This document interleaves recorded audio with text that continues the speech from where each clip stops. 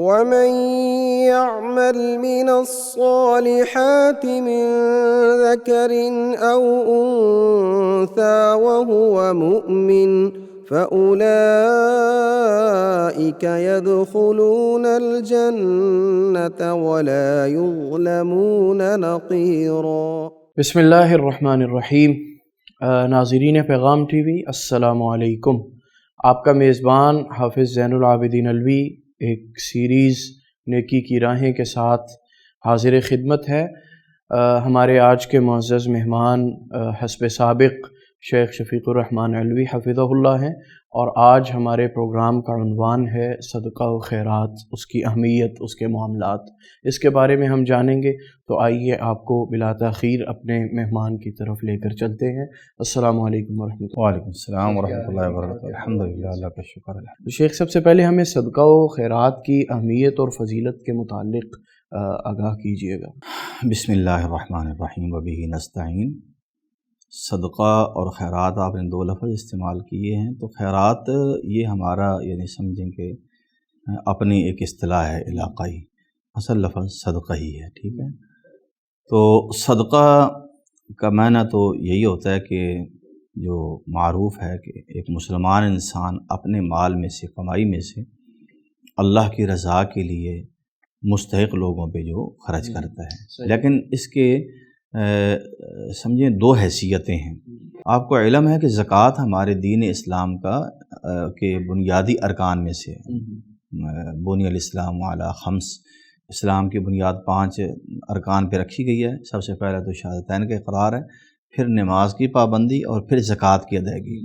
تو زکوٰۃ اسلام کا تیسرا رکن ہے، اس کو بھی صدقات ہی کہا گیا۔ جیسے جب زکوٰۃ کے مصارف بتائے گئے سورہ توبہ میں، تو کہا گیا انما الصدقات للفقراء والمساکین۔ تو ہمیں یہ علم ہونا چاہیے کہ یعنی زکوٰۃ کے اوپر بھی صدقہ کا لفظ کثرت سے بولا گیا ہے۔ صحیح۔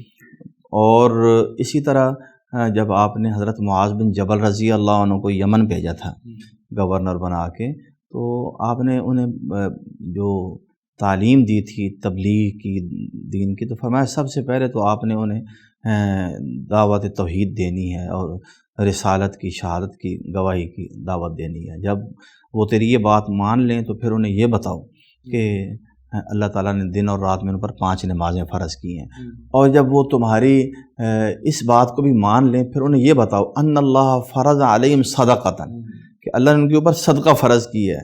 اب یہاں اس صدقہ سے مراد کیا تھا؟ زکوٰۃ تھی۔ تؤخذ من اغنیائہم فترد علی فقرائہم، جو ان کے غنیوں سے لے کر فقیروں پہ لٹا دیا جائے گا۔ تو یعنی یہاں زکوٰۃ مراد ہے، اور زکوٰۃ دین اسلام کا جب ایک عظیم ترین رکن ہے تو یہ ایک بہت بڑی عبادت ہے، یہ مالی عبادت ہے، اور یہ مال کا حق ہے جو غریبوں تک پہنچایا جاتا ہے، مستحق لوگوں تک۔ اور اس کے بعد اللہ آپ کا بھلا کرے، اللہ تعالیٰ نے صرف اسی پہ اکتفا نہیں کیا اور یہ نہیں کہا کہ بس اتنا ہی کافی ہے، یہی انفاق مطلوب ہے، بلکہ کثرت سے مال خرچ کرنا یہ مطلوب ہے۔ اور اللہ تعالیٰ نے اس کی ترغیب دیتے ہوئے اس کے اجر و ثواب کا بتایا کہ مثل الذین ينفقون اموالهم فی سبیل اللہ کمثل حبۃ انبتت 7 سنابل، جو لوگ اللہ کی راہ میں خرچ کرتے ہیں ان کی مثال ایسے ہے، یہ اجر و ثواب کے لحاظ سے، اور ان کو واپس ریٹرن جو ملتا ہے، فرمایا جیسے ایک دانہ ایک زمیندار زمین میں بوتا ہے اور اسے ایک دانے سے 7 بالیاں اگتی ہیں، اور ہر بالی میں 100 دانے ہوتے ہیں، تو گویا ایک دانے سے ایک زمیندار کو اللہ نے کتنے دانے دیے؟ 700 دانے۔ تو اللہ فرماتے ہیں میں جب میرے راہ میں خرچ کرو گے واللہ یضاعف لمن یشاء، اللہ جس کو چاہتا ہے اس سے کئی گنا زیادہ دیتا ہے۔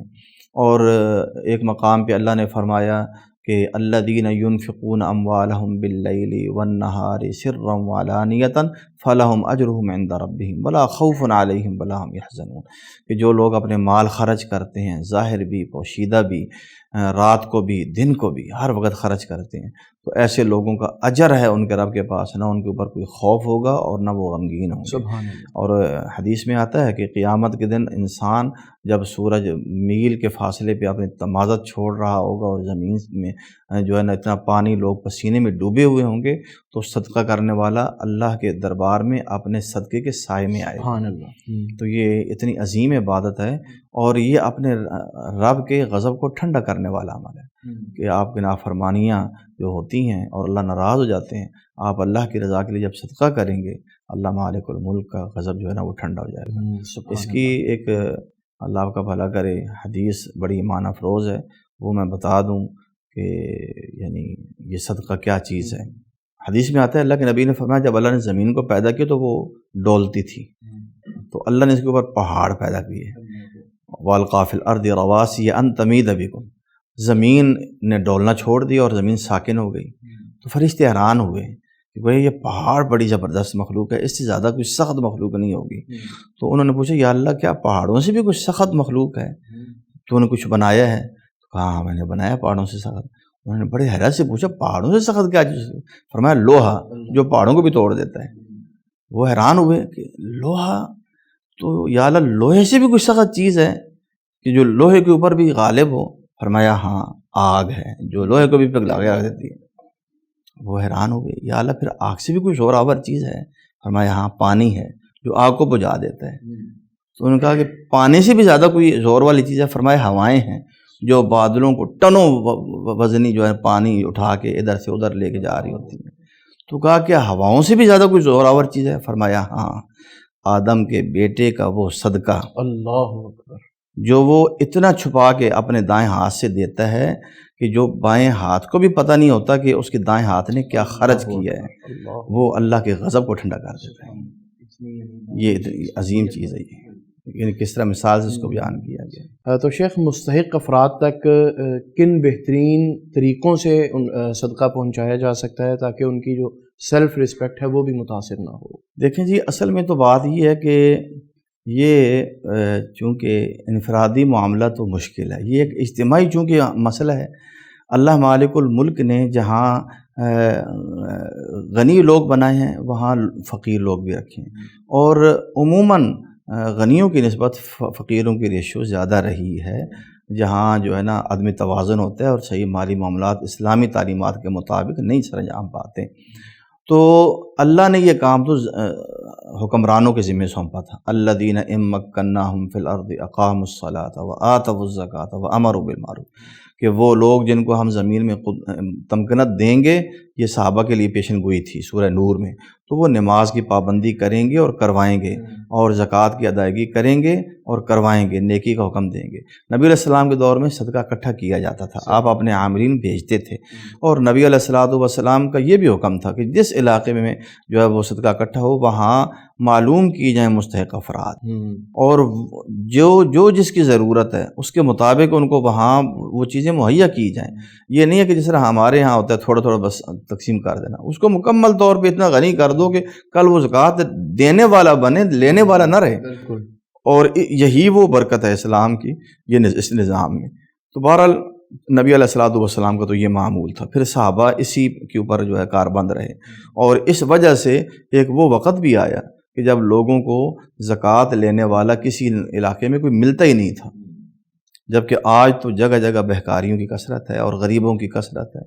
تو ایک تو یہ طریقہ ہے کہ ریکارڈ رکھا جائے اور حکومت دیانتداری کے ساتھ یہ ذمہ داری اپنی سمجھتے ہوئے اس کو ہمیشہ پورا کریں۔ حکومت اگر اس معاملے میں کوتاہی برتتی ہے تو اس کا یہ مطلب نہیں ہے کہ اب یہ خیر کے دروازے بند ہو گئے یا یہ فریضے ختم ہو گئے، ان کی اہمیت نہیں رہی۔ فرض تو انسان کے اوپر لازمی رہتا ہے، وہ تو ختم نہیں ہوتا۔ تو اس میں سمجھتا ہوں کہ زیادہ بہتر طریقہ یہ ہے کہ جس طرح دوست احباب ہوتے ہیں، رشتہ دار ہوتے ہیں جو صاحب ثروت، وہ اپنی ایک کمیٹی بنا لیں، اور پھر وہ قرب و جوار میں اپنے بالخصوص متعلقین میں جو جن کو جانتے ہیں، جس حد تک ان کا دائرہ کار ہے کم از کم، تو جو مستحق لوگ ہیں ان کے استحقاق کی نوعیت کو دیکھتے ہوئے بالخصوص ایسے لوگوں کو، جیسے وہ گھرانے جن کا کوئی سربراہ نہیں، اللہ کے نبی نے فرمایا کہ جو بیواؤں اور یتیموں کے اوپر اپنا مال خرچ کرتا ہے وہ اس انسان کی طرح ہے جو اللہ کی راہ میں جہاد کرتا ہے، اور جو اس روزے دار کی طرح ہے جو مسلسل روزے رکھتا ہے، اور اس رات کے شب زندہ دار کی طرح جو پوری رات جو عبادت کرتا ہے۔ تو ان لوگوں کو، ایسے جو ہے نا بے بس لوگوں کے گھرانے کے اوپر نظر رکھنی چاہیے، اور پھر ایسے طریقے کے ساتھ ان کی مدد کرنی چاہیے۔ ہم صرف طریقہ سمجھتے ہیں غذا، راشن آج کل زیادہ عام ہے، راشن تقسیم کرنا۔ کیا راشن کے علاوہ گھروں میں لوگوں کی اور ضرورتیں نہیں ہیں، لباس ان کی ضرورت نہیں ہے، دیگر جو یوٹیلیٹی بلز وغیرہ ہیں یہ ان کی ضرورت نہیں ہے، اور بے بہا، اور جو ان کی جو اللہ کا بھلا کرے بیماریاں مستقل چل رہی ہیں، علاج چل رہے ہیں، یہ ان کی ضرورت نہیں ہے۔ تو یہ بالکل ایک ایسی سوچ ہے جو محدود کر کے ہم نے رکھ دی ہے کہ رمضان میں راشن، اور وہ بھی زکوٰۃ کا ہم اس کو کنسیڈر کرتے ہیں۔ تو یہ ایک غلط رواج ہے اور اس کو ختم کرنا چاہیے، اور جو چیز زکوٰۃ جس نوع شکل میں ہو کرنسی میں، وہ اسی شکل میں دی جائے، اور کوشش یہ کریں کہ وہ مختلف ٹکڑے کر کے نہیں، بلکہ اجتماعی ایسی کسی گھر کو، ایک انسان ہے وہاں، یعنی کمانے والا تو موجود ہے لیکن اس کے پاس وسائل بالکل نہیں ہے، اب وہ مستقل لوگوں سے مانگ رہا ہے، آپ اس کو جو روزگار جس میں اس کو مہارت ہے، آپ اس کو اس روزگار پہ لگا دیں۔ تو اس طرح بہرحال جو ہے نا وہ زکوٰۃ بھی تقسیم کرنی چاہیے، اور صدقات کے معاملے میں بھی، اور بالخصوص اس معاملے میں جیسے میں نے پہلے کہا کہ خفیہ اللہ کو بہت پسند ہے طریقہ، خفیہ طریقہ، اور اس کے مختلف انداز ہوتے ہیں۔ بعض لوگ جو ہیں وہ زکوٰۃ دیا کرتے تھے اور کسی کو بھیج دیا کرتے تھے، اور وہ بھی ایسے بندے کو جس کو وہ نہ جانتے ہوں کہ یہ کون ہے، اور ان کو وہ دے کے آتا تھا، اور یہ بھی کہ ذکر نہیں کرنے یہ کس نے بھیجا ہے۔ اب ان کی سیلف رسپیکٹ، ان کی عزت نفس وہ بالکل محفوظ رہتی تھی۔ یہاں تو اللہ معاف فرمائے ہم لانے لگا لیتے ہیں فوٹو سیشن، اور اللہ معاف فرمائے لوگوں کی عزت کو پامال کر رہے ہوتے ہیں۔ یہ کہاں اللہ کی رضا کا ذریعہ ہے، یہ کوئی اللہ کی رضا کا ذریعہ نہیں ہے، یہ تو انسان کے اندر ذاتی تشہیر بھی ہے، اور اپنے مال کی ایک شہرت اور ایک بڑائی کا ایک احساس ہے، اور یہ تو اللہ معاف فرمائے ایک گمراہی کے اوپر ایک اور گمراہی ہے، شیطان کا ایک خوفناک وار ہے، اس سے بچنا چاہیے۔ شیخ، جس طرح اس ماہ مبارک میں ہر نیکی کی اہمیت بھی بڑھ جاتی ہے، اس کا اجر و ثواب بھی، تو کیا صدقہ کا اور خیرات کی بھی اہمیت بڑھتی ہے اسی طرح اجر و ثواب؟ اس کے حوالے سے بتائیے۔ دیکھیں جی، جب یہ کہا گیا ہے کہ رمضان میں عمرہ اگر ایک انسان کرتا ہے تو وہ حج کے ایک حدیث میں گویا اس نے میرے ساتھ حج کی ہے، تو اسی طرح یقیناً اجر و ثواب بڑھتا ہے، اور صدقہ تو اللہ کو بہت پسند ہے، اور بالخصوص نبی صلی اللہ علیہ وسلم کے جو معمولات ایک نمایاں ذکر کیے گئے ہیں، ان میں تو یہ بھی ہے کہ آپ یعنی اپنے دور میں سب لوگوں سے بڑھ کر سخی تھے، لیکن سب سے زیادہ سخاوت آپ رمضان میں کرتے تھے۔ تو نبی علیہ السلام کا اس وقت بہترین ہمارے لیے نمونہ ہے نا، گویا کہ رمضان میں کون سا عمل زیادہ اللہ کے نبی کرتے تھے، ہمیں وہی کرنا چاہیے، گویا رمضان میں صدقہ زیادہ کرنا چاہیے۔ صدقہ کے معاشرتی اور سماجی کیا فوائد ہیں، اس کے بارے میں ہمارے ناظرین کو بتائیے۔ جب صدقہ بذات خود ایک بہترین اور بابرکت عمل ہے، جس کے بارے میں آپ کو بتا دوں، اللہ کہتے ہیں الم یعلموا ان اللہ هو يقبل التوبۃ عن عباده ويأخذ الصدقات وان اللہ هو التواب الرحیم۔ کیا ان لوگوں کو یہ بات پتہ نہیں چلی کہ اللہ ہی ہے جو اپنے بندوں کی توبہ قبول کرتا ہے اور جو صدقے وصول کرتا ہے، یا خود پکڑتا ہے صدقے، گویا وہ بندہ نہیں پکڑ رہا، وہ اللہ پکڑ رہا ہے، وہ مستحق نہیں لے رہا، وہ اللہ لے رہا ہے، اور اللہ تواب ہے، رحیم ہے۔ اور ایک جگہ فرمایا وَهُوَ الَّذِي يَقْبَلُ التَّوْبَةَ عَنْ عِبَادِهِ وَيَعْفُو عَنِ السَّيِّئَاتِ وَيَعْلَمُ مَا تَفْعَلُونَ۔ وہ اپنے بندوں کی توبہ قبول کرتا ہے اور جو ہے معاف کرتا ہے۔ تو صدقہ جو ہے وہ گویا اللہ نے کہا تمہیں پتہ نہیں ہے کہ اللہ صدقہ قبول کرتا ہے اور اللہ صدقہ پکڑتا ہے۔ ایک جگہ کہا گیا خُذْ مِنْ أَمْوَالِهِمْ صَدَقَةً تُطَهِّرُهُمْ وَتُزَكِّيهِمْ بِهَا وَصَلِّ عَلَيْهِمْ۔ اے میرے محبوب، جب آپ کے صحابہ صدقات و خیرات لے کے آئیں تو آپ ان سے وصول کریں، حالانکہ آپ کے اوپر صدقہ حرام تھا، یعنی لوگوں کو دینے کے لیے آپ نے وصول کرنا تھا، تقسیم کرنے کے لیے، فرمایا تم لو۔ تو یہ لینا گویا کہا گیا کہ آپ ان کو دعا بھی دیں، کیونکہ آپ کی دعا ان کے لیے باعث سکون ہوگی۔ تو لہٰذا جب اللہ کے نبی کے پاس کسی کا صدقہ آتا تو کہتے اللہم صلی علی آل فلان، اے اللہ فلاں کے گھر والوں پہ اپنی رحمت نازل فرما۔ تو یہ اصل میں اسلام کی جو تعلیمات ہیں وہ کیا ہیں، اسلام کی روح کیا ہے اس تعلیمات کی، کہ معاشرے میں باہمی الفت اور محبت قائم کرنا۔ فَأَلَّفَ بَيْنَ قُلُوبِكُمْ، ایک حدیث ہے تَرَى الْمُؤْمِنِينَ فِي تَوَادِّهِمْ وَتَرَاحُمِهِمْ وَتَعَاطُفِهِمْ، آپ مومنوں کو، امت مسلمہ کو دیکھو گے آپس میں ہمدردی، رحمت اور شفقت کے جذبات ان کے ایسے ہیں جیسے ایک ہی جسم ہوتا ہے، کہ جب ایک جسم جو ہے وہ تکلیف میں ہو تو پورا جسم بخار میں تپ رہا ہوتا ہے۔ فرمایا مسلمانوں کی بھی یہی کیفیت ہے۔ تو جب ایک طبقے کو اللہ نے مال دی ہے اور ایک طبقہ متوسط ہے، ایک طبقہ بالکل جو ہے وہ لو لیول کی زندگی گزار رہا ہے، تو اب یہ تفاوت ہے۔ شریعت یہ چاہتی ہے کہ جو غنی طبقہ ہے نمبر 1 وہ یہ نعمت پا کے اللہ کا شکر گزار بندہ بنے اور اس کے شکر کا اظہار اللہ کے راستے میں دے کے کرے۔ نمبر 2 اپنے مال کے اوپر وہ نازاں اور فخر کرنے والا نہ ہو۔ نمبر 3 وہ بخیل نہ بن جائے، سانپ بن کے نہ بیٹھ جائے، بلکہ یوں سمجھے کہ جس ذات کی طرف سے آیا ہے نا یہ ایک گویا نہر ہے چلتی ہوئی، میں اس کو پانی کو آگے گزار دوں پیچھے سے اور آ جائے گا۔ تو اس طرح وہ یعنی گویا اس کو اپنا حق سمجھتے ہوئے اس کے اوپر بیٹھ نہ جائے، اس کو غریبوں تک پہنچائے۔ اب اس کا فائدہ یہ ہوگا کہ اس کا بھی ایک روحانی اور اخلاقی علاج ہوگا، کیا اس کے اندر بخل نہیں رہے گا، اس کے اندر ایک بڑا پن اور فخر نہیں رہے گا، اور اس کے اندر ہوس کا غلبہ نہیں رہے گا کہ اتنا مال ہے میں یوں لگا دوں جو شیطان کا وار ہے، بلکہ اس کے اندر اللہ تعالیٰ جذبات پیدا کریں گے ہمدردی کے، اور یہ غریبوں کو دے گا۔ جب یہ غریبوں تک جائے گا نمبر 1 ان کے فقر میں کمی آئے گی، ان کی ضرورتوں میں کمی آئے گی، ان کی ضرورتیں پوری ہوں گی۔ پھر کیا ہوگا، ایک تو اس کے دل میں رحمت اور شفقت پیدا ہوگی، اور ان کے دلوں میں اس کے لیے دعاؤں کے اور ہمدردی کے جذبات پیدا ہوں گے، اور اس طرح معاشرے میں آپس میں کیا ہوگا، وہ جو طبقاتی ایک تناؤ ہے نا وہ ختم ہو جائے گا۔ ان کے دلوں میں جو حسد، کینہ اور نفرت پرورش پا رہی تھی کہ یہ لوگ کھا رہے ہیں اور ہم بھوکے ہیں، یہ ختم ہو جائے گا، اور وہ دعائیں دیں گے، اور اس کے اوپر اللہ تعالیٰ کی اور رحمتیں ہوں گی۔ اللہ نے کیا فرمایا، وَمَا أَنفَقْتُم مِّن شَيْءٍ فَهُوَ يُخْلِفُهُ، تم جو بھی کچھ خرچ کرو گے نا اللہ اس کی جگہ تمہیں اور دے گا۔ اور ایک حدیث میں آتا ہے کہ نبی علیہ السلام نے فرمایا کوئی بھی دن ایسا نہیں ہے کہ صبح ہو اور اللہ کی طرف سے 2 فرشتے نہ اتریں، یعنی 2 فرشتے اترتے ہیں، اور ان دونوں کو اللہ کیوں اتارتے ہیں، ایک دعا کہ تم نے یہ کہنا ہے اللہم آت منفقا خلفا، اے اللہ جو تیری راہ میں دیتا ہے نا اس کو اس کی جگہ اور دے، اور دوسرا کیا کہتا ہے اللہم آت ممسکا تلفا، اے اللہ جو مال کو رو کے جس نے رکھا ہوا ہے، جو غریبوں تک نہیں پہنچا رہا، وہ سمجھتا ہے کہ یہ میرا حق ہے بس میں اس کو مال سنبھال کے رکھوں، اے اللہ اس کے مال کو تلف کر دے، تباہ کر دے، برباد کر دے۔ اللہ یہ گویا اللہ کو اتنا غضب ہے اس انسان کے اوپر کہ فرشتے اتارتے ہیں کہ تم یہ بد دعائیں کرو، اور پھر اللہ تعالیٰ کا غضب بھڑکتا ہے۔ تو لہٰذا یہ صدقہ جو ہے یہ سراسر خیر و برکت کا ذریعہ ہے۔ سخی انسان وہ اللہ کے بھی قریب ہوتا ہے صدقے کی برکت سے، جنت سے بھی قریب ہوتا ہے، اور لوگوں کے بھی قریب ہوتا ہے، اور جہنم سے دور ہوتا ہے، جہنم سے دور ہوتا ہے۔ اور جو بخیل انسان ہے وہ اللہ سے بھی دور، جنت سے بھی دور، لوگوں سے بھی دور، اور جہنم کے قریب۔ تو پھر اب سوچ لینا چاہیے کہ ہمیں کون سا راستہ اختیار کرنا چاہیے۔ تو شیخ اللہ تعالیٰ وہ صدقہ کرنے والوں کے اوپر کس طرح اپنا خصوصی فضل و کرم فرماتا ہے؟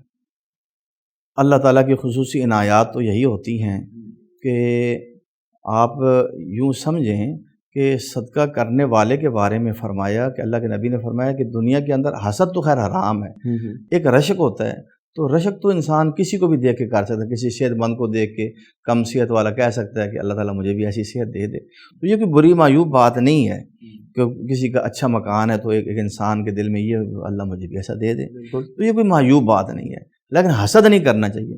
اللہ کے نبی نے فرمایا بھائی رشک اگر کرنا ہے نا دنیا کے اندر تو صرف 2 آدمی ہیں جن کے اوپر رشک کیا جا سکتا ہے۔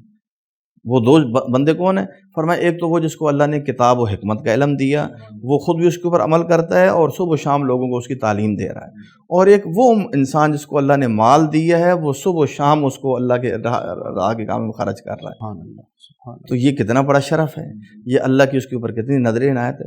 اور ایک حدیث میں یوں ہے کہ یہ تو دینے والا ہے نا، ایک حدیث میں ہے ترمذی کی روایت ہے، اللہ کے نبی فرماتے ہیں یہ دنیا اس میں 4 طرح کے لوگ جی رہے ہیں، دنیا میں 4 طرح کے لوگ جی رہے ہیں، اور دنیا کا یعنی گویا 4 طرح کے لوگوں سے واسطہ ہے، اور ہر ایک کا الگ الگ معاملہ ہے۔ فرمایا ایک تو وہ انسان ہے جس کو اللہ نے دین کی بھی سمجھ دی اور حلال اور طیب وافر مال دیا، اب وہ اس علم کی روشنی میں اس کو پتہ ہے دین کا، دین کے تقاضوں کا، اللہ کے حکمتوں کا اور اس کے رضاؤں کا، لہٰذا وہ مال خرچ کرتا ہے، ہر جگہ خرچ کر رہا ہے۔ تو ایک آدمی اس کو جب دیکھتا ہے نا، اللہ کے نبی نے فرمایا یہ افضل ترین آدمی ہے، یہ دینے والا۔ فرمایا دوسرے نمبر پہ وہ آدمی ہے جس کو اللہ نے علم تو دیا ہے لیکن مال نہیں دیا۔ اب وہ اس کو دیکھ کے یہ کہتا ہے اگر اللہ مجھے بھی مال دے نا تو میں اسی طرح خرچ کروں جیسے وہ خرچ کرتا ہے۔ اللہ کے نبی نے فرمایا یہ دونوں اجر میں برابر ہیں، اللہ اس کو بھی اجر لازمی دیں گے کہ اس کی نیت سچی ہے، دینا نہ دینا تو اس کے فیصلے ہیں، حکمتیں تو اس کی ہیں۔ اب آپ اندازہ کریں کہ افضل ترین بندہ کون ہے؟ جو اللہ دین کی بھی اس کو سمجھ ہو کہ میں نے مال کمانا کیسے ہے اور خرچ کہاں بھی کرنا ہے، یہ دو چیزیں ہیں۔ اور قیامت کے دن سوال بھی یہ ہوگا کہ مال کمایا کہاں سے تھا اور خرچ کہاں پہ کیا تھا۔ اور پھر میں تیسرا بندہ وہ ہے، اللہ تعالیٰ ہمیں ان میں نہ کرے، جس کو دین کی کوئی سمجھ نہیں، بے دین انسان ہے، ایک بس دنیا دار دنیا پرست انسان ہے، مال کی بہتات ہے، وہ بس اللہ کی ناراضگی کے کاموں میں عیاشیوں میں خرچ کر رہا ہے، اور ہر گناہ میں اللہ معاف فرمائے۔ آپ نے دیکھا ہوگا کہ گنڈے پال رکھے ہیں اور کیا کچھ اس طرح کے معاملات کیے ہوئے ہیں، اور یہ کیا سب دنیا کے بل بوتے پر ہیں۔ تو فرمایا کہ یہ انسان اخبث المناظر عند اللہ، اللہ کے ہاں بدترین خبیث ترین انسان ہے یہ، اللہ تعالیٰ محفوظ رکھے۔ اور ایک انسان ہے چونکہ اس کے پاس علم نہیں تھا، دنیا تھی، اس کے پاس نہ علم نہ دنیا، وہ اس کو دیکھتا ہے، کہتا ہے اگر میرے پاس بھی مال ہو میں بھی ایسے عیاشی کروں۔ فرمایا یہ گناہ میں دونوں برابر ہیں، دونوں برابر۔ تو لہٰذا اللہ کی راہ میں خرچ کرنے والا انسان یقیناً وہ فائدے میں ہے، اس کو کبھی ما نقصت صدقۃ من مال، صدقہ کبھی مال کو کم نہیں کرتا بلکہ اضافہ کرتا ہے۔ اور یہ صدقہ گویا ایک انسان کا اللہ کے ہاں محفوظ ہو جاتا ہے، اللہ یہ ایک کچھ چیزیں ذہن میں رکھنی چاہیے کہ ایک تو ریاکاری نہیں ہونی چاہیے، اور ایک اس کا تذکرہ تشہیر اس طرح نہ کریں کہ دوسروں کی عزت نفس مجروح ہو، نہ ڈائریکٹ اس کے ساتھ بات کریں نہ اس انڈائریکٹ بات کریں، بالمن والاذی، اپنے صدقوں کو برباد نہ کرو احسان جتلا کر اور تکلیف دے دے گا، بلکہ اللہ کی رضا کے لیے خرچ کرو، حلال اور طیب مال میں سے خرچ کرو، تو انشاءاللہ اس کے تمہیں دنیا اور آخرت میں بھی فوائد حاصل ہوں گے۔ تو شیخ جو لوگ صدقہ و خیرات نہیں کرتے یا اس میں بخل سے کام لیتے ہیں ان کے لیے کوئی نصیحت فرما دیں۔ دیکھیں جی، حضرت ابوبکر صدیق نے ایک موقع پہ فرمایا تھا ایو دائن ادوأ من البخل، بخل سے بری بھی کوئی بیماری ہے دنیا کے اندر۔ ابوبکر صدیق نے کیا فرمایا تھا کہ بخل سے بھی کوئی بری بیماری ہے، یعنی سب سے بری بیماری بخل ہے۔ اور اللہ کے ہاں بخیل جو ہے نا انسان، وہ انتہائی بدترین انسان ہے، بخیل انسان۔ ایک تو مال کو یہ تلف کرتا ہے، اس کے اوپر ہزار مصائب آتے ہیں، اور دنیا میں نہیں تو آخرت میں ضرور آئیں گے، اس کو جواب دینا پڑے گا۔ اور جو خاص طور پہ زکوٰۃ نہیں دیتا تو یہ مال گنجا سانپ بن کے اس کو قیامت کے دن اس کے گلے کا طوق بن کے اس کو ڈسے گا۔ اور یہ جو سونا اور چاندی ہے جس میں سے زکوٰۃ نہیں دی جاتی، فرمایا گیا ہے کہ قیامت کے دن آگ میں ان کو جو ہے نا ان کے پلیٹیں بنائی جائیں گی اور ان کو آگ کے اوپر گرم کر کے، اور آپ کو پتہ ہے قیامت کی آگ دنیا کی آگ سے 70 گنا زیادہ تیز ہے، اس کے جو ہے نا وہ پہلوؤں کو داغا جائے گا اور کہا جائے گا یہ ہے ہی تم نے جمع کیا تھا اپنے لیے، اب اس کا مزہ چکھو۔ تو لہٰذا بخل کے جو نقصانات اور سنگینیاں ہیں ان کو ایک تو معلوم کرنا چاہیے کہ اللہ کے ہاں یہ کتنا برا عمل ہے۔ نمبر 2، صدقہ کے فضائل اور اس کی خیر و برکات معلوم کرنی چاہیے۔ اور نمبر 3، اللہ تعالیٰ سے توفیق بھی مانگنی چاہیے کہ اللہ اپنی راہ میں خرچ کرنے کے مجھے توفیق نصیب۔ بالکل ٹھیک۔ شیخ، لوگوں کی ایک بڑی تعداد ہم دیکھتے ہیں وہ بھیک کو اپنا پروفیشن بنا چکے ہیں، جس طرح اشاروں میں ہم رکتے ہیں وہاں ایک جاتا ہے دوسرا آ جاتا ہے، چھوٹے بچے بھی بچیاں بھی مالز میں جاتے ہیں، یعنی آپ کو ایک وقت میں کئی بھیک والوں کا سامنا کرنا پڑ جاتا ہے جن کا پروفیشن ہوتا ہے، تو ایسے لوگوں کو دینا چاہیے؟ دیکھیں، سائل کہا گیا ہے، سائل کا معنی ہوتا ہے مانگنے والا، جو آپ سے مال کا مطالبہ کرتا ہے۔ تو اس میں ہمیں فرق کرنا ہوگا، ایک جو حقیقی سائل ہے تو ان کو دینا یہ تو نیکی ہے اور ایمان کی علامت ہے۔ والسائلین وفی الرقاب، ایک مقام پہ فرمایا وَأَمَّا السَّائِلَ فَلَا تَنْهَرْ، سائل کو ڈانٹو نہیں۔ یہاں سائل سے مراد ایک علمی سائل بھی ہو سکتا ہے اور مالی سائل بھی ہو سکتا ہے۔ تو یہاں تک فرمایا کہ سائل کو خالی ہاتھ نہ لٹاؤ، اگر تمہارے پاس دینے کے لیے جلا ہوا کھوری ہے نا تو وہی دے دو، یعنی خالی ہاتھ نہ لٹاؤ سائل کو۔ لیکن یہ کون سے سائل ہیں؟ جو حقیقی سائل ہیں، جو حقیقی طور پر محتاج ہیں۔ اللہ کے نبی نے یہ جو بھیک مانگتے لوگ ہیں ان کے بارے میں، یہ ہر معاشرے میں تھوڑے یا زیادہ رہے ہیں، یہ ایک انسانی جو ہے نا ایک مسئلہ ہے۔ تو آپ نے فرمایا مسکین وہ نہیں ہے جو در گھر کا دروازہ کھٹکھٹاتا ہے اور ایک کھجور 2 کھجوریں لیتا اور یہی اس کا پیشہ ہے۔ فرمایا مسکین وہ ہے جس کے پاس نہ تو اتنا کچھ ہے کہ وہ اپنی ضرورتیں پوری کر سکے، اور نہ وہ اپنی فقر کسی کے سامنے ظاہر کرتا ہے کہ لوگوں کو پتہ چل سکے کہ یہ محتاج ہے۔ فرمایا مسکین وہ ہے، اور ایسے لوگوں کو تلاش کر کے، اور ایسے لوگوں کی کمی نہیں ہے، سفید پوش، ایسے لوگوں کی کمی نہیں ہے۔ رہا یہ جو پیشہ ور یہ مافیا ہے، یہ تو آپ سے زیادہ مالدار ہے۔ اسی طرح یہ تو ایسے لوگ ہیں، کئی ایک کے تو بینک اکاؤنٹس بھی ہوتے ہیں۔ آپ بینک اکاؤنٹ سے بات کر رہے ہیں، بہت کچھ ہوتا ہے، تو لہٰذا ایسے لوگوں کی جو ہے نا حوصلہ شکنی کرنی چاہیے، اور ایسی لوگوں کی وجہ سے ہم لوگ ایسے لوگوں کو دیکھ کے سمجھتے ہیں ہم نے آج صدقہ کر دی ہے، تو غریب لوگ جو اصل مستحق طبقہ ہے نا وہ حق مارا جاتا ہے۔ بہت شکریہ آپ کے قیمتی وقت کا۔ جی ناظرین، آپ نے آج صدقہ کی اہمیت اور فضیلت کے حوالے سے سنا، اور اس ماہ رمضان میں اس کی کیا اہمیت بڑھ جاتی ہے اس کے بارے میں بھی سنا، تو صدقہ و خیرات کرتے رہنا چاہیے۔ پروگرام کا وقت ختم ہو رہا ہے، آپ سے ملاقات ہوگی کل ایک نئے پروگرام کے ساتھ۔ اجازت دیجیے، اللہ حافظ و ناصر۔ ومن يعمل من الصالحات من ذكر أو أنثى وهو مؤمن فأولئك يدخلون الجنة ولا يظلمون نقيرا۔